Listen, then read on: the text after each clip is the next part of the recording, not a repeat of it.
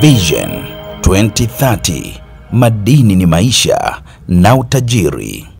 Ndugu wananchi, kwa masikitiko makubwa natangaza kifo cha Mheshimiwa David Cleopa Msuya, makamu wa kwanza wa rais na waziri mkuu mstaafu wa Jamhuri ya Muungano wa Tanzania, kilichotokea leo tarehe 7 saa 3 asubuhi katika hospitali ya Mzena jijini Dar es Salaam alipokuwa akipatiwa matibabu ya ugonjwa wa moyo. Hayati Cleopa David Msuya ameugua kwa muda mrefu na amekuwa akipatiwa matibabu ndani na nje ya nchi, ikiwemo katika hospitali ya moyo ya Jakaya Kikwete, hospitali ya Mzena na kule jijini London nchini Uingereza.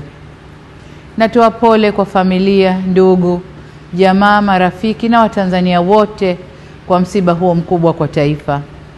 Aidha, ninatangaza siku 7 za maombolezo ambapo bendera zitapepea nusu mlingoti kuanzia tarehe 7 hadi tarehe 13 mwezi huu wa 5. Taarifa zaidi kuhusu msiba huu zitaendelea kutolewa na serikali. Poleni sana Watanzania.